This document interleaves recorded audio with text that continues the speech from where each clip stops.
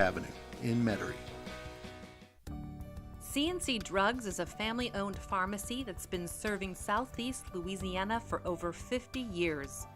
Whether you need help taking care of an elderly family member, a growing child, or even a pet, C&C provides patient-centered care for your entire family.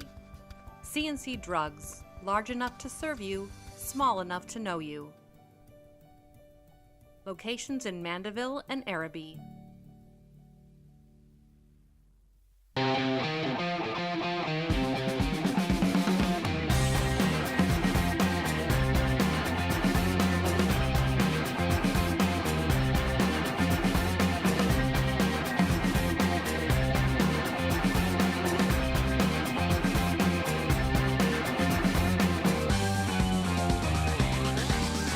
Good afternoon and welcome to another edition of Inside New Orleans. I'm your host, Eric Asher. Over the next hour, we will cover all the home teams, Saints, LSU, Tulane, Pelicans, all on tap for us.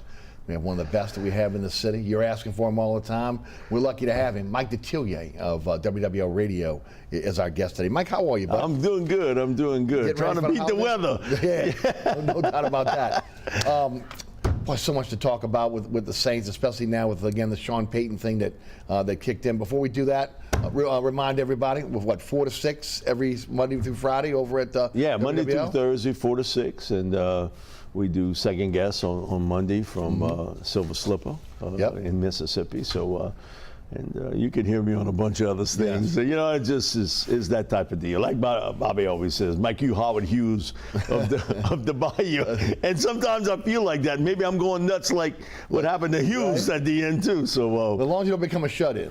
No, that hasn't happened. Right. But yeah, it's all good. And 4 to 6 every day on WWL. And so.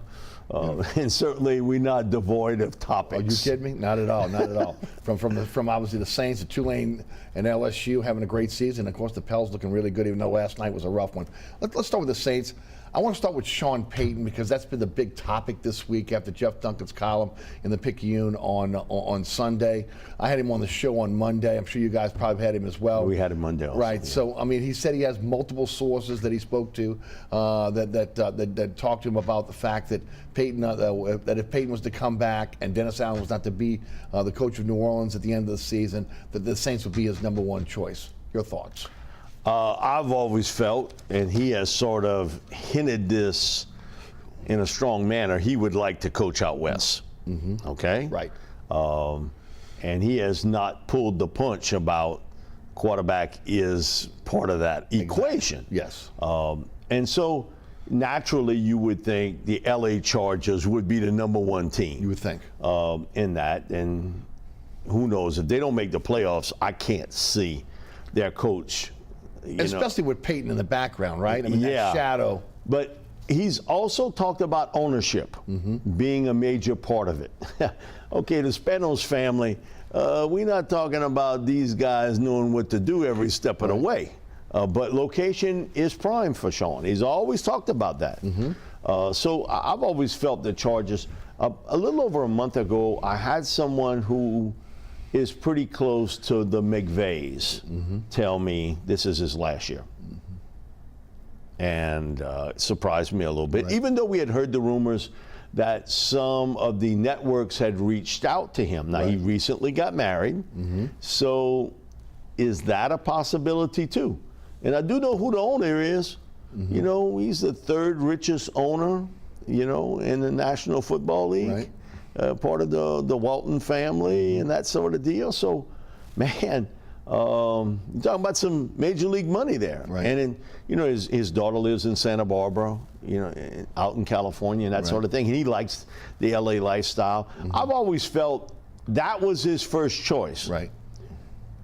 I think what Jeff is trying to say is what happens if those jobs don't come open?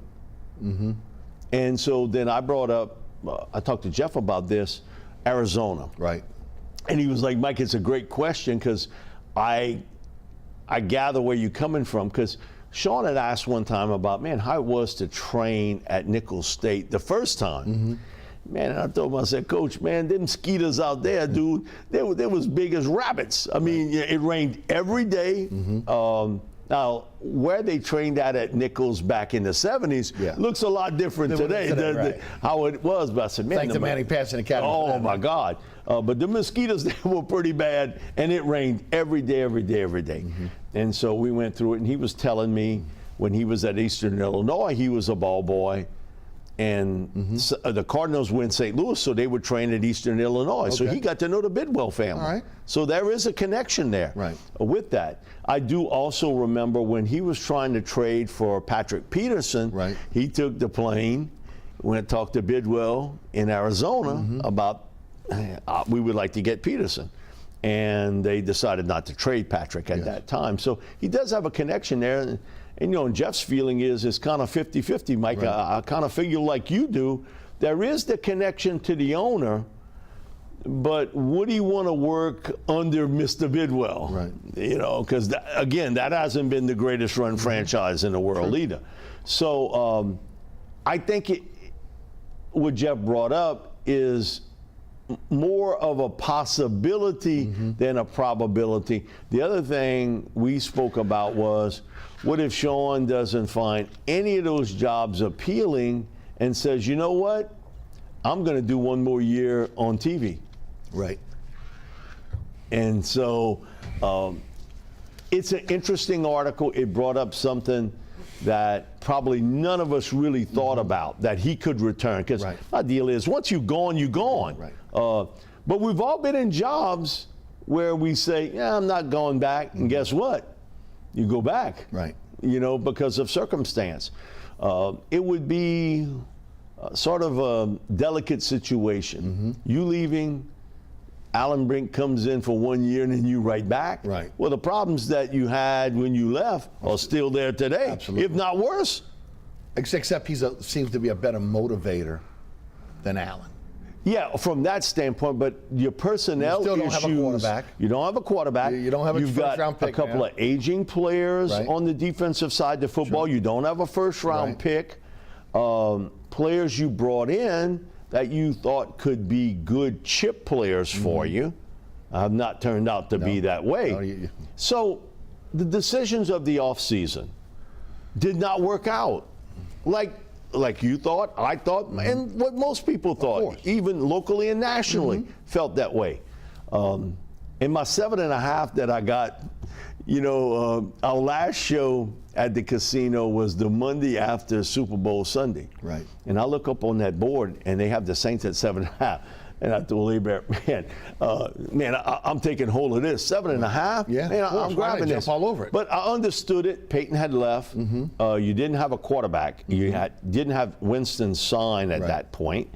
Kamara had gotten to some trouble issues. I understood that. And then it went from 7.5 to 8, 8.5. And at some places it closed at 9. Other places it was 8.5. Well, I ain't never going to cash that ticket for 7.5. That one there I can almost rip up. But I think what Jeff brought up, the possibility would be there. For me, the probability is he does not return here. You mentioned the Chargers, I think would be the front runner. You mentioned Arizona, Phoenix. You mentioned Denver with the Waltons. I can't see him going to Denver. Okay. I really don't. Right. I think you could almost eliminate Denver. Right. Because if I'm the Saints and I'm looking at compensation, they don't have. Where is Denver going to come up with that? They gave all of that up for Russell Wilson. Exactly. And if I'm Sean, do I want to get myself in a situation with another aging quarterback? Okay. Now they have some pretty good pieces, especially on defense for the Broncos. But man, things can change like that in the NFL real quickly. So I think the two LA teams. To me, including the Rams. I include the Rams because I'm not sure Sean McVay returns next year as a head coach. Why? Recently married. Right. Sean McVay. Right. And I was told by somebody pretty close to the family, they feel as though he is being nudged into an early leave from the sidelines and almost a swap. Right. Okay, you go do TV. You know, and if Peyton wants to come back and coach. That's interesting. And so when you're talking about the ownership of the Rams, Stan Kroenke got some cash, and who he married really got money. Okay? And so I'm just telling you, Eric, I heard that over a month ago, that was a distinct possibility that this would be Sean McVay's last season with the Rams. So I would not be surprised either one of the two or both LA teams have openings. That's interesting. Chargers got to prove it to me. Right. They can win down the stretch, and they certainly have the star young quarterback, Yes. and their roster is loaded. Oh, absolutely. They're running the Saints offense You know, with Lombardi. and so It's an easy transition. What about the Chicago Bears? no, I don't see that either. I think the general manager came in there, he got his guy, and they're under a major rebuild. Now they do have. They got a quarterback. They have a young quarterback that's interesting, really interesting. He's from that area. And he's from that area, but I don't see him going to Chicago. I think those two, if you watch what happens in L.A. I agree. With Rams, Chargers are going to be the key pieces of the cog for Sean Payton. Yeah. Did not know anything about the Rams, but I've always said since day one, I thought that his destination was the L.A. Chargers. I think if you would put money on it, that's where I would have put it. What would it take if Mrs. Benson, Loomis, and Lauscher had to get in a room with him to get him here if ultimately they decided we're going to take one more run at him? Is it ownership? Is it a piece of the team? Well, here's the part about ownership. Bob asked me that last night, and I was like, part of the ownership part is you just can't give it away. It has to go through league approval. Right. Man, your mother 31, man, what? You're not giving no piece of no team to no coach. Okay. That ain't happening. Now, initially, when Tom Benson came in and he hired Jim Finks, he gave Jim 4% of the team. He did. But he asked him, hey, sell it back to me. Sure. And Finks told me I didn't kick. I sold it right back to him. And if I was Finks, I would have kicked. And if I was the family, I'm kicking today. Consider what the franchise is today. Right. But I don't see giving ownership to a coach in today's world of the NFL. Okay. Because of the way it's structured. I don't see that. But it probably would take you 18, 20 million bucks a year. And somebody's willing to pay that. Listen, Stephen Ross with the Dolphins was willing to do that last year. Are they a dark horse? Huh? Are they a dark horse in this, considering, again, the tampering location that would be happened? pretty nice in South Florida, and you have a built-in team. You know, Mr. Ross isn't getting any younger. And, man, he's been controversial last 2 years, every step of the way. I'm still surprised that the Saints didn't get any compensation for the tampering. You know, my thing about that is he got a little bit of a slap on the wrist. That's it. Not only for the tampering, for the allegations with Flores as coach. Yes. How can you get away with that? You know, they kind of sweep that under the rug. They talk about gambling. Here's an owner going out of his way to tell you to tank. Eric. Absolutely. Well, they all guard one another. Between them and Schneider, you know. And they all guarding one another, and they all scared of Dan Snyder. Yes, they are. Because I think he flipped the card. When that, okay, you mean to tell me all those years, nobody had that picture of Jerry Jones as a team? And this comes up right as all the other owners are trying to force him to sell? That's his deal of, hey, you mess with me? Look who I went after, and you next, buddy. It's almost like Goldberg, you next. We heard again that he had private investigators looking into all the owners. So again, that's a distinct possibility. You just mentioned one. What about Dallas? No, I don't see that. I've never felt. It sounded good, and he was pal. But come on, we've all been pals with people. We don't want to work for them. Work for your friends. And the other part is, I think Sean wants that hammer. He wants to be the final say. You ain't never going to get that with Jerry Jones. Never. How about if it's Stephen Jones, though? Stephen's a different personality. I don't really know Stephen. I know Stephen through Coach Orgeron. Coach O was at Arkansas when Steve was a player. Now, he didn't know who Steve was related to. And Stephen was coming in. He's told this story before. He's coming in late every night. So he said, man, I got him working at 5 o'clock in the morning, everything else. He said, kid, what's wrong with you?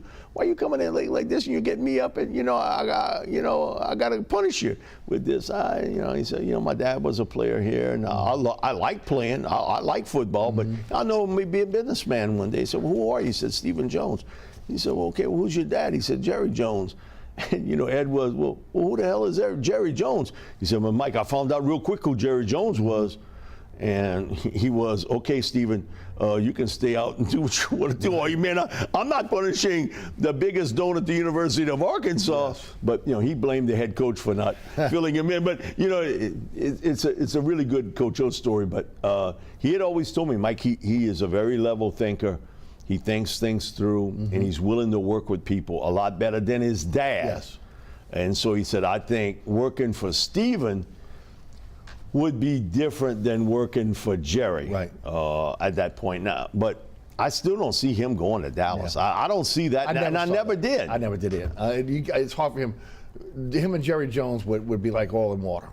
Yeah, they both kind of the same personality.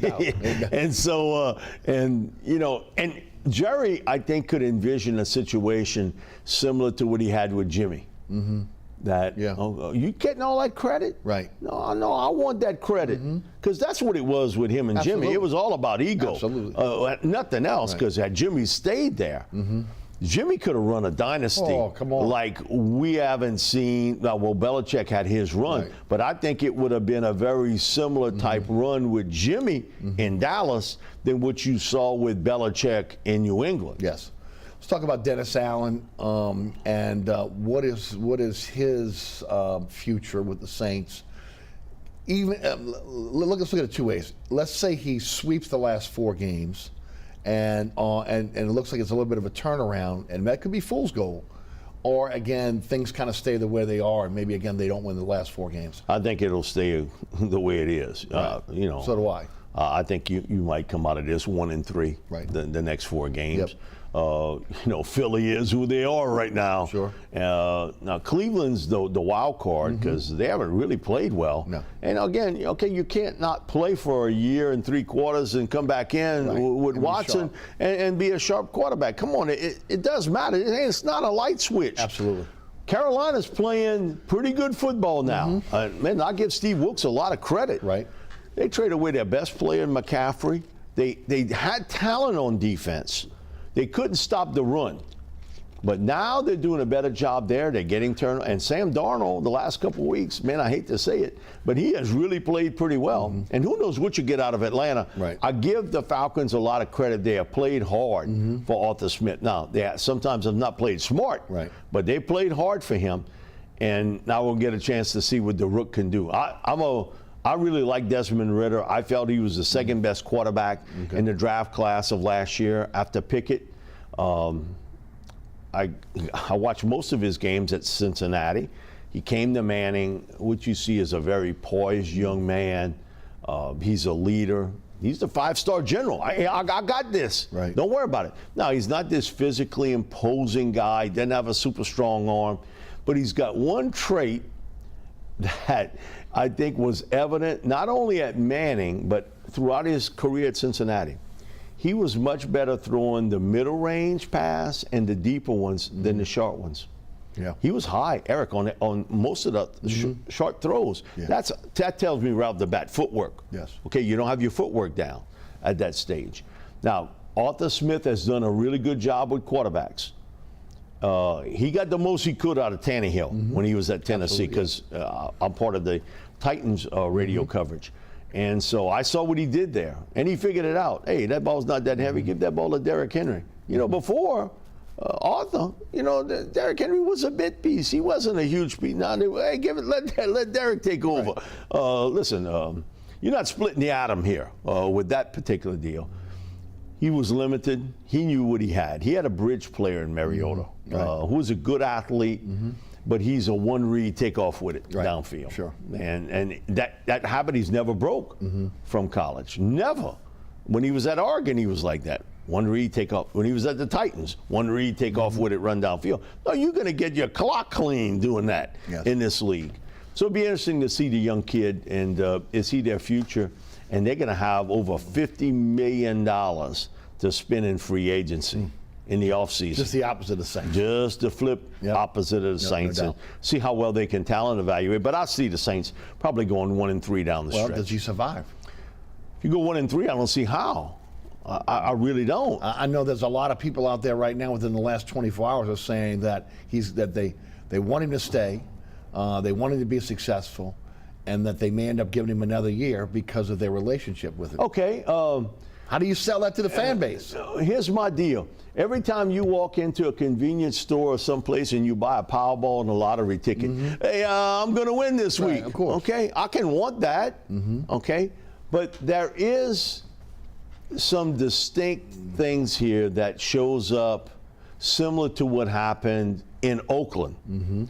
That a lot of mistakes. Right. Attention to detail. The attention to detail is not real good. No. And your star players not playing like stars, and your above average players playing like average players. Right.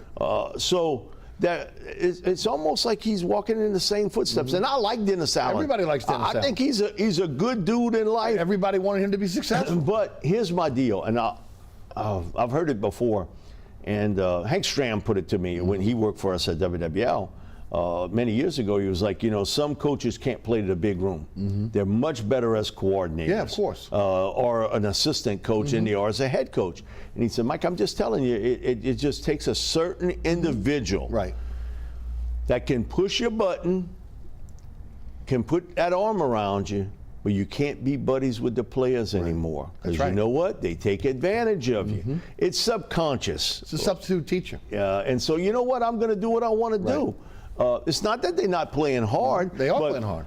My thing is, you're not playing smart. Right.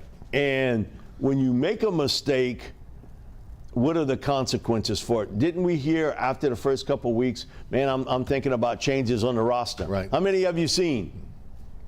None. Okay? It's like almost telling a kid who's bad, don't make me get up.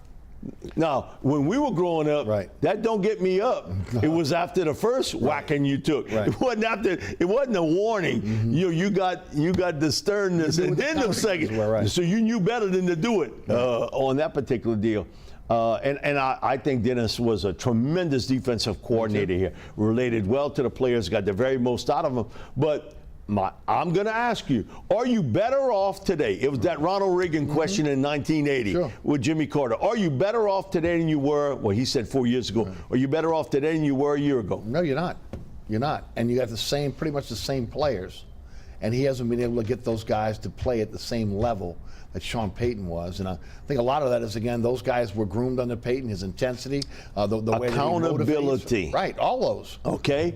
And so it is tough. I don't care if you're in college or pro football or follow a guy who had a lot of success. Sure it is. And I'm going to do it a little bit different. Okay, I get it. You almost better off going outside the framework and saying, I'm going to get a guy. Right. I'm going to get a guy that's, he's different, but he's not built in. I think you had some comfortability with Dennis. He had been there. You have some loyalty. It's an easy transition. And the transition, and that, we'd keep the same players and we'd have another run, at this. The division didn't look difficult. Now, that part, they were right. Man, it's like hot potato. I don't want it. You want it. You want it. No one wanted it at this stage. Look at the Bucks. Right. How bad they are. They're a mirror image of the Saints. And the only team that has played well, and I would say the last 4 to 5 weeks, has been Carolina. Right. They're the only team that has played well. And look who they've played to get there. But still, when you can go on the road and beat Seattle in Seattle, now listen, that's a long trip. From Carolina to Seattle. That's a long trip to do that, and they were able to come away with it.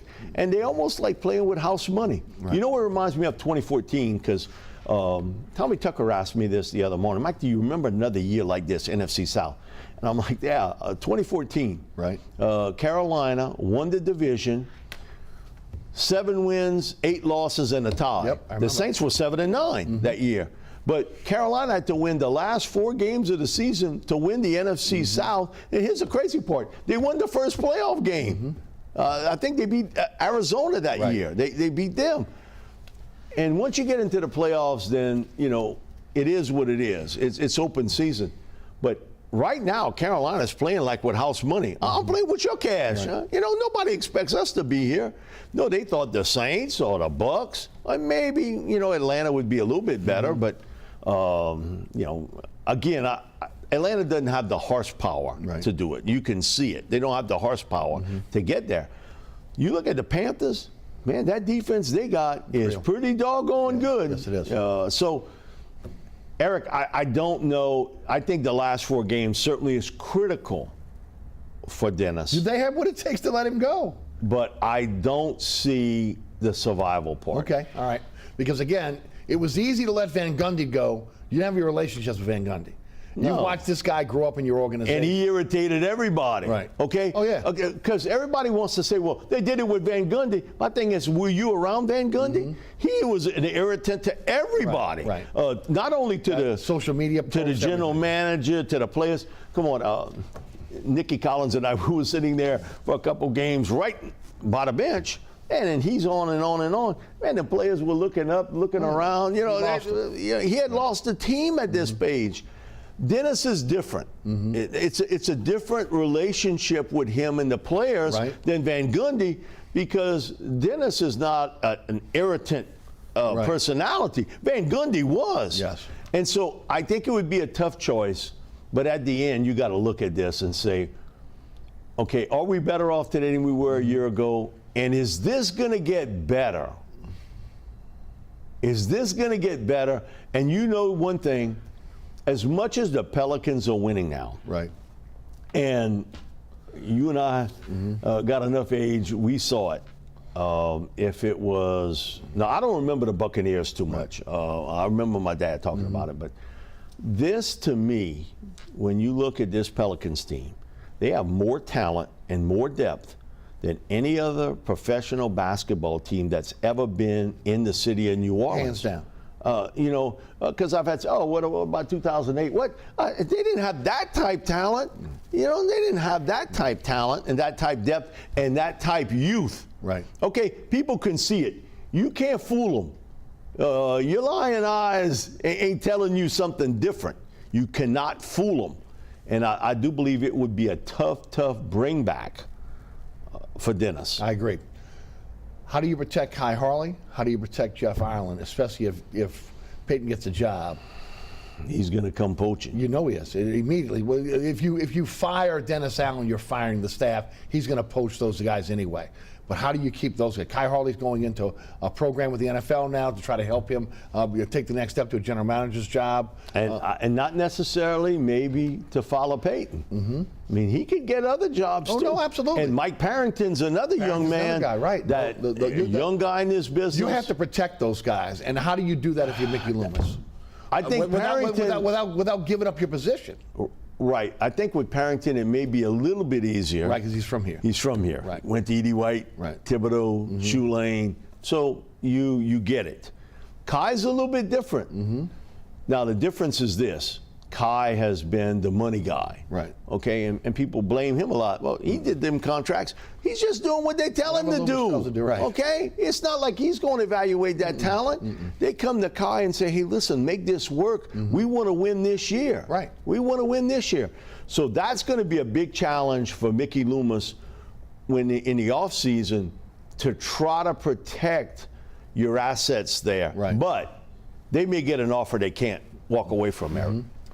So you can do everything you want financially, but if I offer you a GM job, are you going to turn that down? Well, that's the key, and that's the key with Jeff Ireland.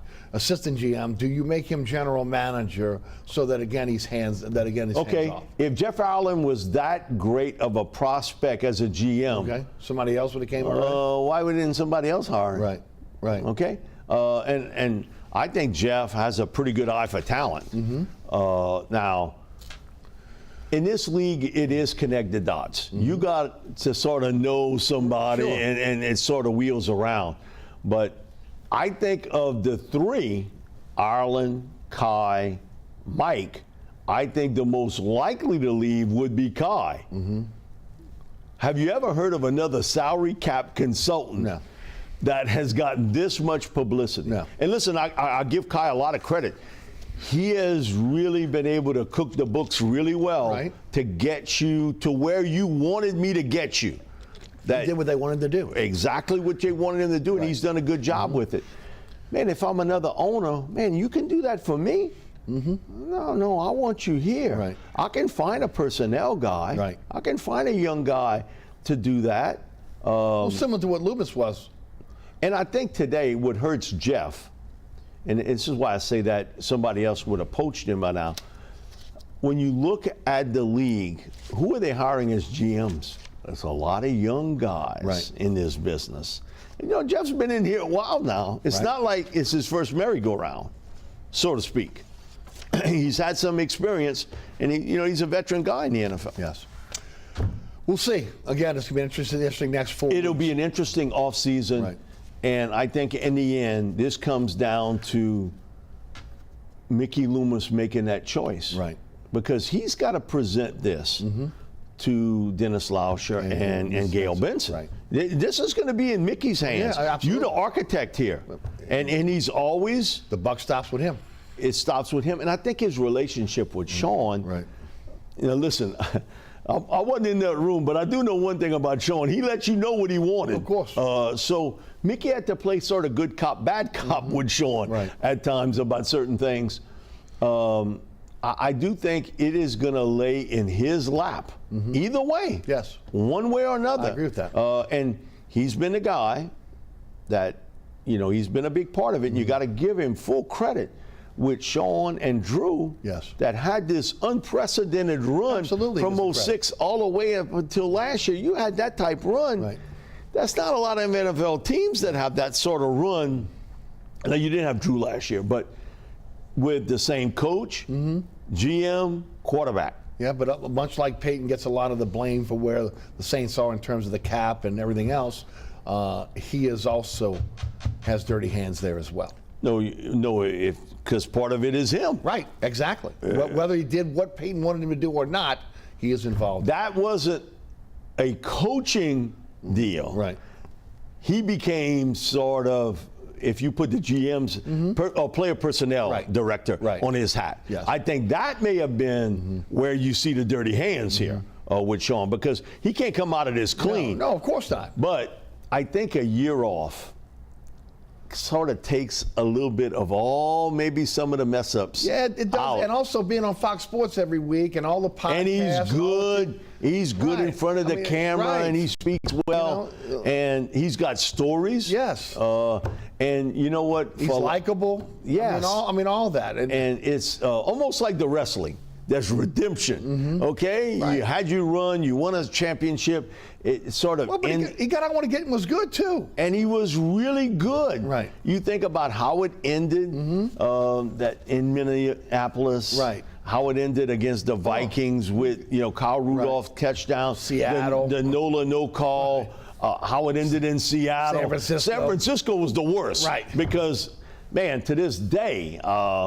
And Bobby's always about telling me, man, I'll never get over that Nola no call. I said, listen, I'll never get over that game in San Francisco. Because to me, you were absolutely loaded that year, and you knew you were going to play the next week. You had beaten them in November and beaten them bad, the Giants. The Giants didn't match up well Not at all. Against you, and you would have won that game and been in the Super Bowl. That, to me, of all the games of the Peyton era, that one. Well, the tail of the tape is at the end of the day for Sean Payton. Great coach, turned this franchise around. No, he's an NFL Hall of Fame coach, but there's one championship. There should have been more. He left a lot on the table. Yeah, no doubt. and I remember Pat Pepler telling me this about Lombardi, because he was Lombardi's right-hand man, and then he became Bum's right-hand man. I remember. With Pat, and he was like, Vince knew when to leave. He saw an old team, and he said, I don't want to get rid of those guys that have won for me. Right. And I didn't want to step on Bart Starr's toes. He didn't want to bring in another quarterback, to kind of challenge Bart. And the team got old, and he said, Vince was smart. Skins. 1 year, I'm going to be the GM, and he said it was the most miserable year of his life. And he said, Mike, I can't tell you how many times he told me during the year, I'm coming back. Yeah. I'm coming back. Now, he couldn't beat the cancer part that caught him. Right. But he goes to Washington, Right. and then all of a sudden, where does he pick? Right. Why did he pick Washington? Sonny Jurgensen. Yeah, of course, had a quarterback. He had a quarterback. Now, there was some other pieces of puzzle weren't Right. there, but again, great coaches, when they return, they do look for certain things, and I'm telling you, you say, well, Sean feels as though he can go out and get the quarterback. It's not that easy. Not today, it's not. And he's got one in Los Angeles with the Chargers, so that's the way I think. And if it's the Rams, Right. he's got an older one, Right. but Matt Stafford, if he can get him healthy. No doubt. You're watching Inside New Orleans Sports. I'm your host, Eric Asher. Mike Detillier of WWL Radio is our guest. We'll be right back after hearing from our underwriters. Stay tuned. We're going to Tulane next, and then I'll Okay.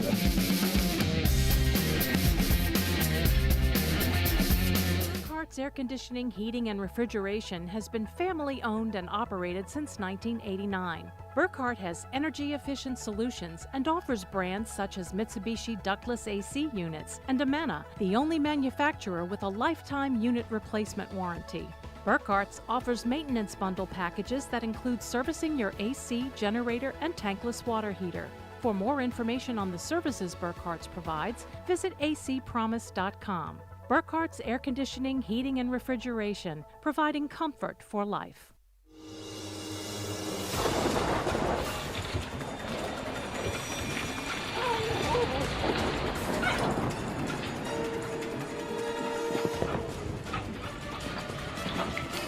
Experiencing rough weather with a bad roof can be a nightmare. It doesn't have to be. Suburban Roofing, because when it comes to roofing, there is a difference. Located at 3701 Iberville Street in Mid-City is Katie's Restaurant and Bar. Open 7 days a week, Katie's offers daily specials for lunch, dinner, and Sunday brunch. Serving New Orleans cuisine such as fried shrimp platters, grilled redfish, and a fully stocked bar. And don't forget about our expanded event seating and local entertainment. Featured on the Best of Food Network's diners, drive-ins, and dives, Katie's Restaurant and Bar. Welcome back to Inside New Orleans Sports. I'm your host, Eric Asher. Mike Detillier of WWL Radio is our guest as we turn to Tulane, heading to the Cotton Bowl, American Athletic Champions. 11-2, 7-1 in the conference, from 2-10 to 10-2, now 11-2. Talk a little bit about the turnaround at Tulane. Man, you got to give Willie a lot of credit. He made some difficult decisions on a coaching staff, Yes, he did. people he knew, and they become sort of family to you. And it's difficult to say, I got to move on, but he knew for his survival, he had to. And man, it's all worked out. You see their defense has played so well. If it's Dorian Williams or Nick Anderson or Darius Hodges, and you can go through a litany of them, they have played terrific Yes, they are. all season long, other than the one game where Plumlee went wild, Right. running the ball on them. Offensively, the maturation and also the development of Michael Pratt Agreed. at quarterback was key. And so the best help for Mike was a running game. Yes.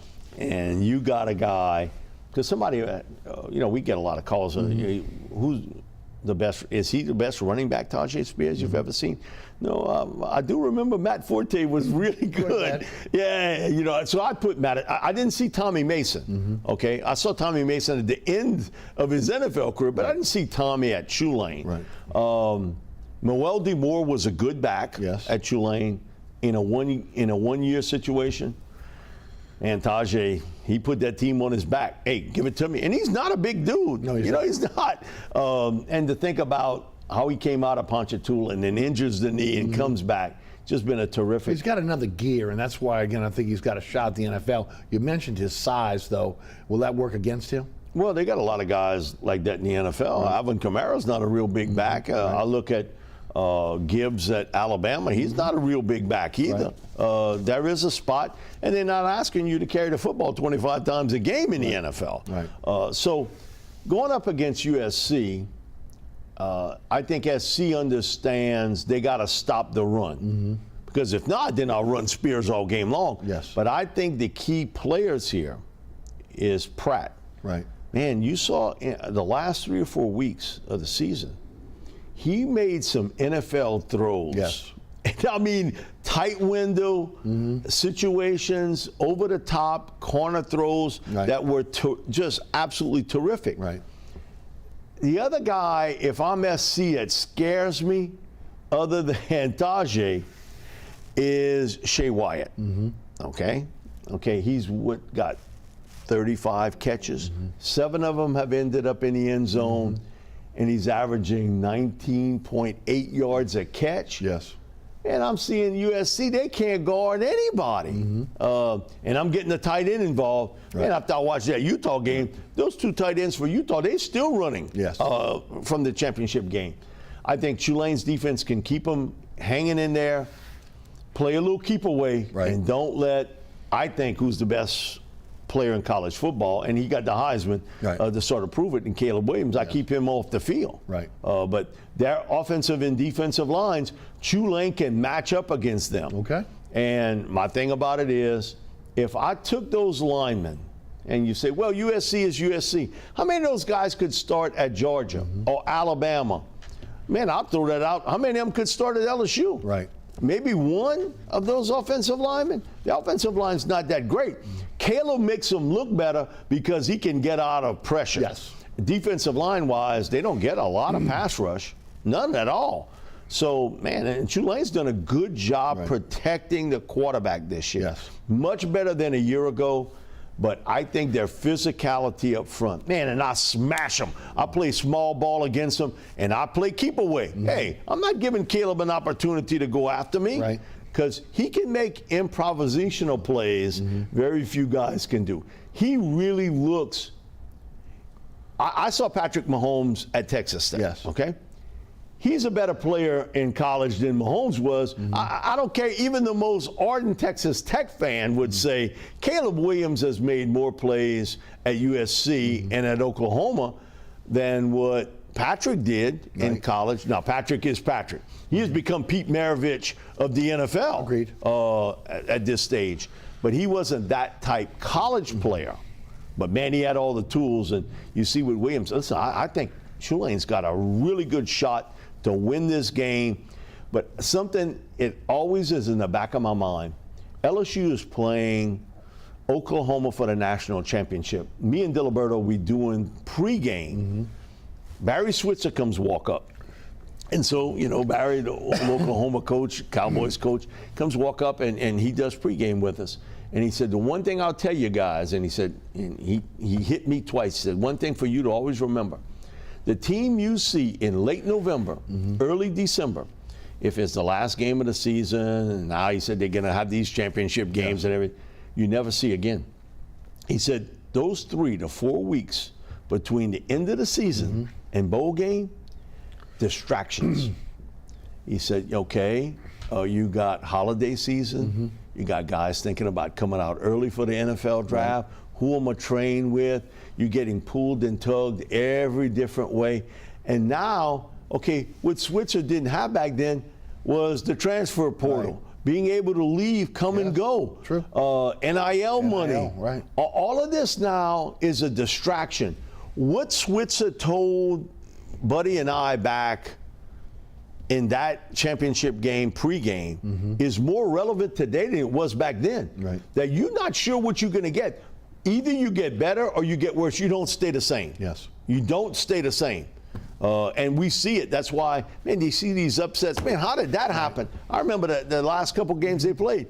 You're not the same team in the mentality. And you lose people early to the NFL draft. LSU had Jeray Jenkins say, you know what, I'm coming out early. I'm not playing the bowl game. Sure. Now, Jay Ward has been the opposite. Right. He says, I'm coming out early, but I'll play in the bowl game. Larry. Ojulari has not made that decision yet, what he wants to do. Right. One more point on Tulane. Are you surprised Georgia Tech, with, again, the facilities, the money that they had, they got twice the budget as Tulane for the athletic department, twice the budget for their football program. They were paying their coach twice as much as Tulane plays. They got the facilities that you need in a Power 5 school, that Willie Fritz did not leave for that job. A little bit, you know, but you also, I think, thinking about it, at Willie's age, do you want to start this? And it's not like you are going to a powerhouse. No. At Georgia Tech. It's not like going to Georgia Tech in the 1960s, Sure. when they were a really, really good football team. So I think when you think about it, yeah, I got a little better facilities. I got a little bit more money coming in. I'm still going to have some academic situations with players. Right. Is Georgia Tech a hub for transfer people? No, but Atlanta's a nice city. Yeah. No, Georgia's a big state. Got a lot of players there. Got a lot of talent there. But you know what? If I'm at Tulane, I can go get those guys. Right. And I think I can get in the ring with Georgia Tech, recruiting-wise. Well, I think so too, especially now. I think now. But you know, the craziest thing is that Willie's the first coach to win 9 games and not leave. And not leave, right. Okay? Because the only other guy that did that, Benny Ellender. Right. Benny didn't leave in the 70s. He got him to the Astro Bluebonnet Bowl against Houston. Yep. They got crushed that game. Right. But still, he didn't leave. All the other guys left. They punched the ticket. See you later. Stepping stone. So, and what he could have coming back potential could be really interesting for Tulane. Yeah. And you see today with the transfer portal, you can get very good very quickly. Well, he did. 10 players. He did. 10 players all contributed. Every one of them. Every one. And so with guys you got coming back and the transfer portal, you are able to reload the football rifle a lot quicker today than ever before in college football if you can recruit. But the one thing I don't hear a lot of, and hopefully that will change, is players that maybe don't get a shot to go to LSU. Tulane at one time, we grew up in the late 60s, 70s. You know, if I don't go to LSU, I'm going to go to Tulane. We'll go to Tulane, right. Now today, open borders. Right. You know, I'll go to, I can go to Alabama. But he has taken advantage of guys that go to those schools. And then want to come back. And want to come back. And you know what? The open borders will also help LSU because some of those guys, man, you know what, I want a little bit of taste of not being home. After a while, you know, hey, you know, I'm coming back. Right. I think when you're going to see some of those transfer people come back to Tulane, come back to LSU, they got Louisiana roots. Well, the kid Anderson right now from Alabama. Aaron, you know, and I'm surprised he didn't make a bigger impact at Alabama. Right. Now, I've been doing this for over 35 years. He was electrifying as a return man. And, boy, LSU's got to put high priority on the return game. They really have. Right. Because that was not really good. They had bits and pieces under Coach O, but it wasn't really consistently good. And this year, I mean, you know, it's been all over the board. On special teams. When you look at the difference what Tulane has had with their returning game, it's totally different as opposed to LSU. There's no doubt about it. They're special teams as opposed to LSU. Let's go to LSU now. 9-4, 6-2, SEC West champs. Citrus Bowl against Purdue. Jaden Daniels, I had Mike Scarborough on the program. He said this last week, even though it has not been announced. He believes Jaden Daniels coming back. Do you? I think he had. I think he will come back. How does that affect Nussmeier and Walker Howard? Man, here's my deal. We've had people call in, I hope he goes to the NFL because I want to see Nussmeier more. My thing is, hey, dude, I'm going to chip in to buy you a new TV. Okay? Just because you want to see this guy and you want Jaden Daniels to leave, my count for him is Hendon Hooker a year ago. And I spent some time with Hooker. He comes to the Manning camp, and he tells me, he's like, hey, Coach, I almost came out. I was thinking about it, and I would have been a middle round pick. And he had that one big season at Tennessee last year. And then he decides to come back. You look at Hendon Hooker a lot different today, despite the fact that he tore up his knee. He's what is he, a second round pick? He's going to be the first or early second round pick. He ain't getting out of the top 35, 40 picks. No way. So look how much it helped him, but he grew as a player. Right. But, you know, what I see in Hooker was he's the 5-star general. He's poised. I got it. You know, I'm scuffed up, but I knew how to get up. I'm going to show you how good I am. I see a little bit of that in Jaden Daniels, that I know I'm good, but I'm going to show you just how good I am. So I think if Daniels comes back, Nussmeier is going to play elsewhere. Okay, and then My thing is, I got to keep Walker Howard. right, you got to keep Walker Howard. No doubt, Ricky Collins coming in, but you got to keep Walker Howard. And all this stuff about a quarterback competition, man, I've heard people that cover LSU, right?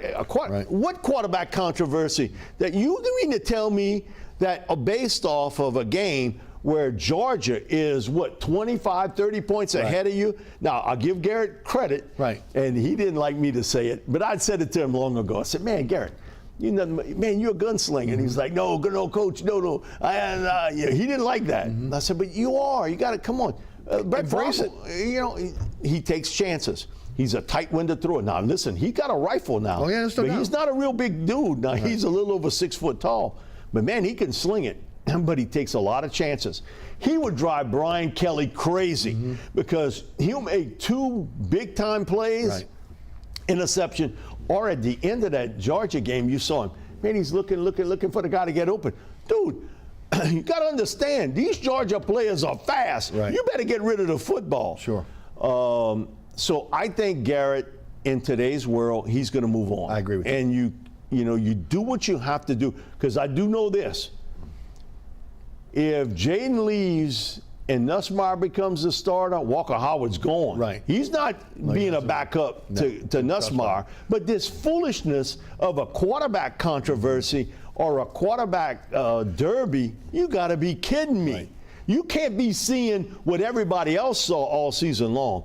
Jaden has matured and gotten much better as a passer, and I think he can help himself even more with another year back.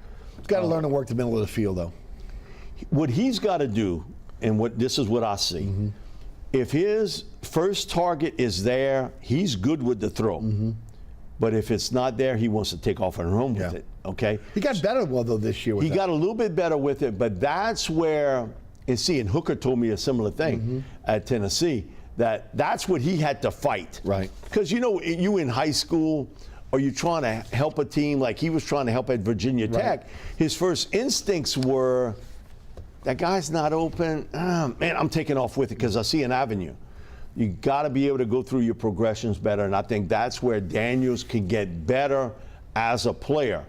Not so much working the middle of the field as much as finding that second option for you. Yes. And you got a huge target tight end in Mason Taylor that's coming back, with Booty returning, Malik Neighbors returning. Well, they got 5 stars coming in, too. God, and you got Shelton Sampson coming in from Baton Rouge. And possibly Anderson coming as well?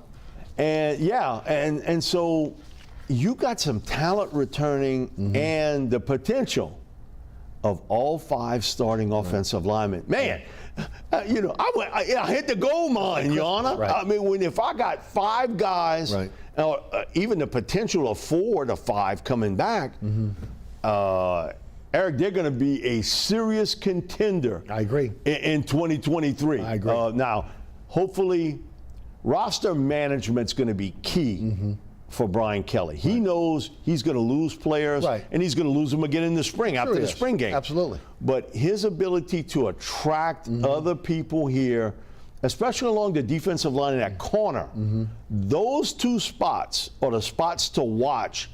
Signing date, transfer season. I would agree. Pels, 18-9 now, tied in first place and in the Southwest Division with Memphis. They lost last night to Utah, just went totally cold, 121 to 100. They're now 8-2 in their last 10, 6-1 in the third 10 of the season. You mentioned it earlier, the depth on this team. Man, again, I'm old enough to have seen it. Jazz, Hornets, now Pelicans. This is the most talented roster with the best depth I have ever seen a professional basketball franchise in the city of New Orleans. I agree. When have we had this type of buzz for an NBA team? Before Christmas. But we had it even before December. Right. And that is shocking, and you're doing it without Brandon Ingram. Now, Herb came back. Brandon's out for at least another 7 days with a toe. And so man, you got a lot of talent.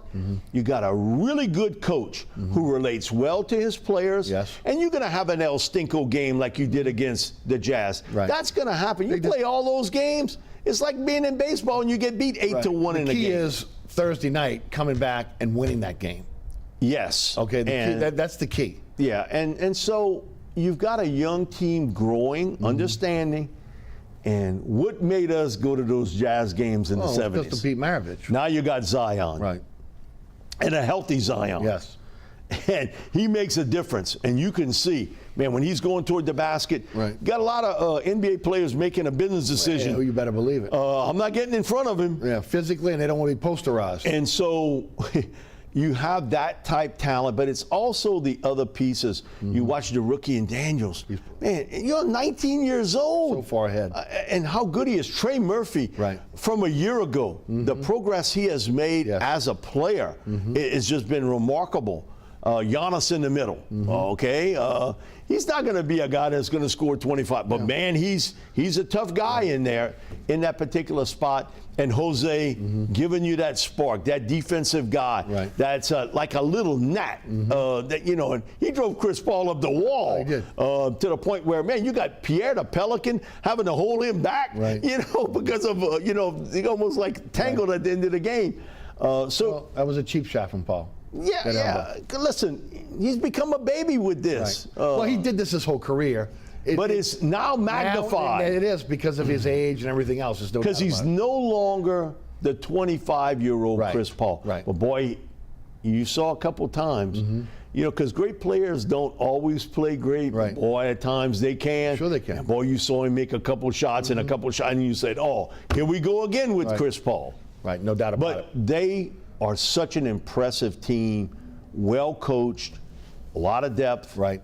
And they can beat you a lot of different ways. It's going to be a great season. And man, Eric, while the Saints were disappointing, LSU, Tulane, and Pelicans have given us that one little word, hope. That's right, hope, no doubt. Thank you so much for your time, as always. Merry Christmas, Happy New Year to you and your family. Same to everybody out there. I want to thank Mike Detillier for joining us on the program. Remember, again, there's so many ways to catch our program now. There's a QR code up on your screen. It'll take you to the WLAE-TV YouTube page, or again to my website, where you'll be able to find out, again, all the different times that our program is rebroadcast. Catch me on the radio, 106.1 FM. That is 4 to 6 weekdays. Listen live at ericasher.com. The Anchor app is our home base for our podcast. Also, again, iHeartRadio app, TuneIn Radio app, our digital platforms as well. I want to thank our underwriters who make this show possible, each and every one of them. We appreciate them so much. Also want to thank the WLE production staff, including Ron Yeager, Jim Dotson, Logan Raffia, Alex Chacon, and of course our great director, William Hill. For Mike Detillier, I'm Eric Asher. Thanks so much for tuning in. We'll see you next week for another edition of Inside New Orleans Sports.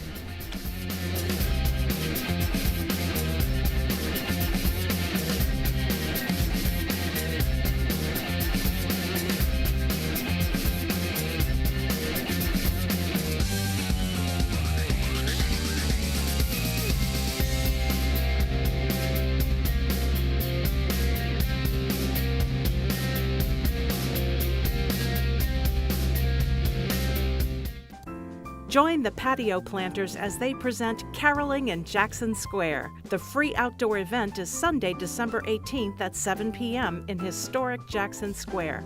Experience the holiday tradition of candlelight music, singing, and great fun of Caroling in Jackson Square at 7 p.m. Sunday, December 18th, or stream it live online at NOLA.com.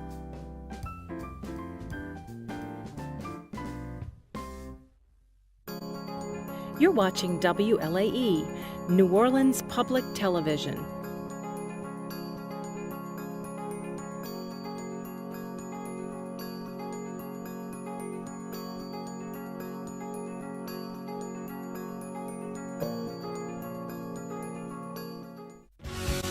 When it comes to cooking seafood, nothing beats live fire.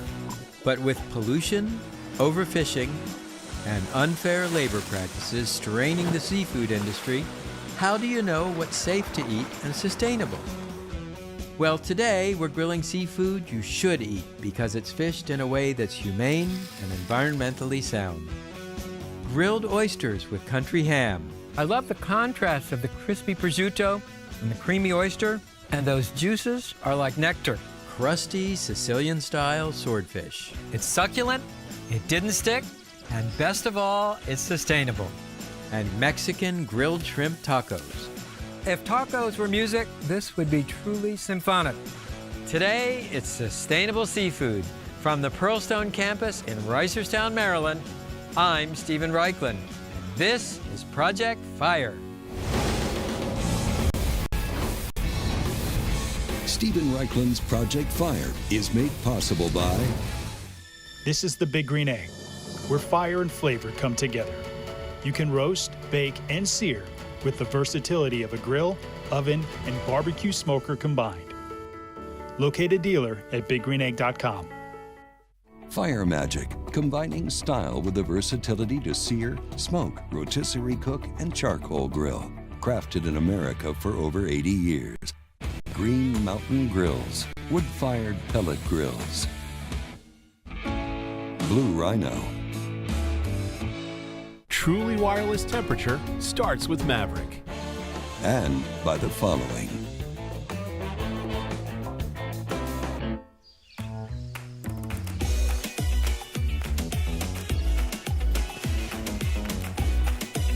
That was like